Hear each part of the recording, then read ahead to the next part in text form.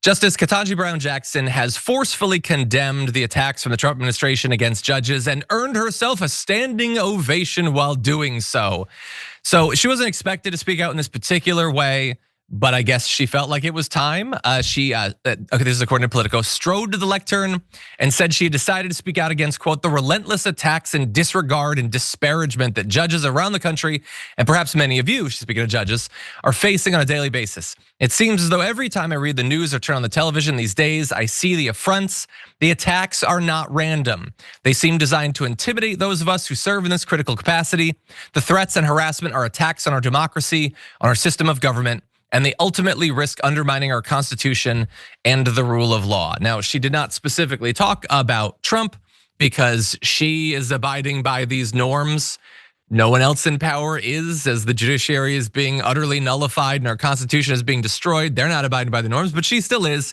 Still, she's being more critical than most will be. The issue is that you have at most a couple people in the court that are this passionate to protect their constitutional role in our system of government.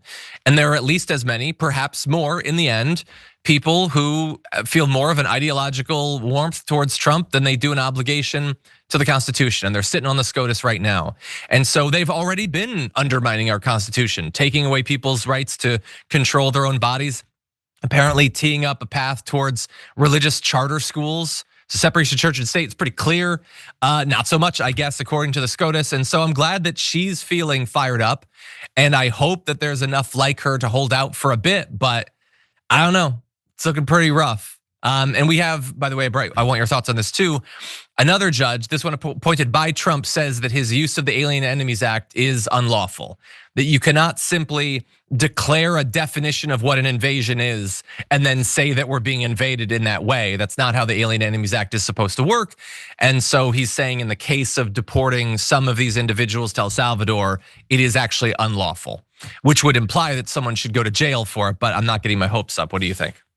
Yeah, like you can say that judges are activists and that's a bad thing because there are judges who are, party affiliated in many situations. Like that's how it works. However, or at least they're elected. You can't say that the Supreme Court of the United States is slanted against Donald Trump. 2/3 of it are conservative judges, right? So it's not like she's wildly out of line for saying what she said.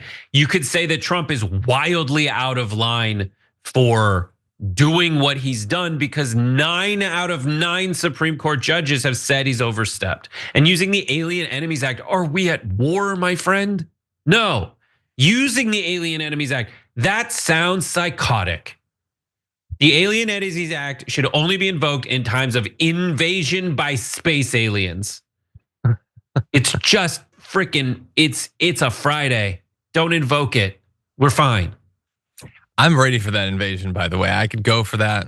Movie if these form, folks that were invoking the Alien Enemies Act to get rid of, if they were as bad as these guys say they are, we'd all be dead by now. They're not.